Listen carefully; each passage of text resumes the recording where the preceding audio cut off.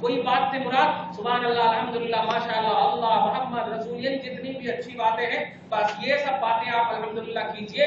हाँ, वहाँ किसी का फोन आ जाए तो एकदम रिसीव मत कीजिए, साइलेंट में भी मत रखिए, एकदम बिल्कुल ये कर दिए, उस वक्त तक कर दीजिए। खुदा की कसम इतना खुश होते हैं। सूरह आल इमरान आयत नंबर 170 और 171 में आप देखिए जाकर के कि जब कोई सुभान अल्लाह जिंदा आदमी मुर्दे के पास जाता, मर्द कब्रिस्तान वालों के पास जाता, तो वो इतना खुश होते कि कुरान कहता यस्तबशिरून बिनिअमतिन मिनल्लाहि व फज़लिन व अन्नल्लाह ला युज़ीउ अजरल मुहसिनीन फरहीन बिमा आताहुमुल्लाहु मिन फज़लिही व यस्तबशिरून बिल्लज़ीना लम यल्हक़ू बिहिम। सुभान अल्लाह, जो लोग अभी उनसे नहीं मिले हैं वो लोग जब उनके पास जाते हैं तो देखते ही वो खुश हो जाते हैं। सुभान अल्लाह, वो खुश हो जाते हैं। और अगर आप उनकी खुशी का एहतराम नहीं करेंगे और दूसरी की तरफ हेलो हाँ मैं यहाँ हूँ, वो खुश है, आपके आमद की खुशियां मना रहे हैं और आप ऐसा कर रहे हैं, वो खुश होते हैं अल्हम्दुलिल्लाह। और आप जब जाएंगे तो जाने के बाद अगर माँ बाप की कब्र है तो माँ के कदमों में जाइए, बाप के कदमों में जाइए। कब्र में अल्लाह के वली हो या कोई भी हो, जिसकी भी कब्र में आप जा रहे हैं तो बायने में आप जाइए, बायने में आप जाइए।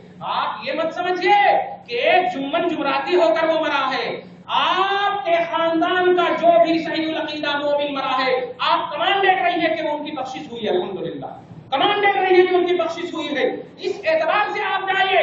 और बख्शिश सिर्फ दीदार मुस्तफा और ज़ियारत मुस्तफा और आमद मुस्तफा की बुनियाद पर हुई है। तो समझ जाओ प्यारे, उनका मकाम बहुत बड़ा है, उनका मकाम बहुत बड़ा है।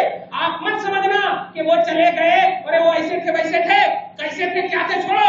अगर वो सही अकीदा मुसलमान थे तो हम कहते हैं कि उनकी बख्शिश जरूर हुई है। और जब बख्शिश हुई है तो मुस्तफा के सदक़े में हुई है। और मुस्तफा का सदका खाने वाला बड़ा अज़ीमुश्शान होता है, बड़ा अज़ीमुश्शान होता है। तो उनके पास भी आप जाइए तो उनके कदम में आप रहिए और बाअदब होकर कुरान मजीद की आयत करीमा और जो कुछ भी है आप पढ़िए और इस तरह दुआ कीजिए। उनको दुआ अब तक समझ में नहीं आई, हे अल्लाह जो कुछ मैंने पढ़ा है तू कबूल फरमा, इसमें जो गलती हुई है तू माफ फरमा, और मौला इसका सवाब सबसे पहले हबीब मुकर्रम को अता फरमा, अंबिया और मुरसलीन को अता फरमा, सहाबा ताबईन से लेकर तमाम बुजुर्गों को अता फरमा। और इन तमाम को अता करने के बाद ये साहिब कब्र को अता फरमा, सामने वाले कब्र को अता फरमा। ये दुआ का ढंग है। तुम अल्लाह से इसका फतवा मांगोगे तब भी जायज का फतवा देगा। मखलूक की क्या बात कर रहे हो कि ऐसी दुआ करना हराम है? उनके वास्ते दुआ कर रहे हैं, उनसे दुआ नहीं कर रहे हैं।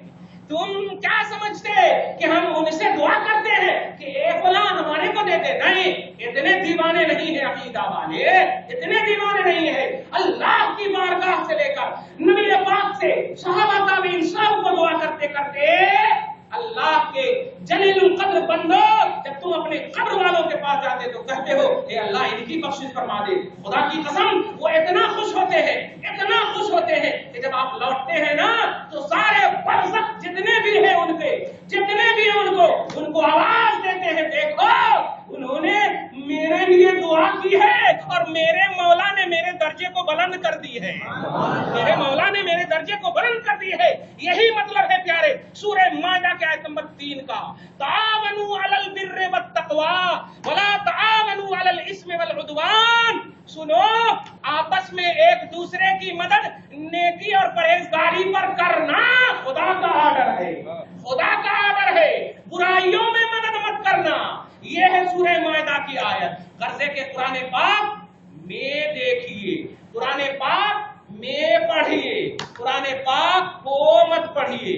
अब रब से दुआ कीजिए, परवरदिगार आलम सब अपना एकदम अपने गुनाहों को याद कर कर के 5 मिनट दुआ कीजिए। मौला हम तेरे हैं, परवरदिगार सिद्ध दिल से तौबा करते हैं। मौला रहमत नबूवत और रिसालत का वास्ता हमारी तौबा को कबूल फरमा ले। जाने अनजाने में जो गुनाह हुए मौला माफ कर दे। परवरदिगार सबको तू बख्श रहा है, तेरे हबीब का फरमान गलत नहीं हो सकता। मौला उन्हें क्या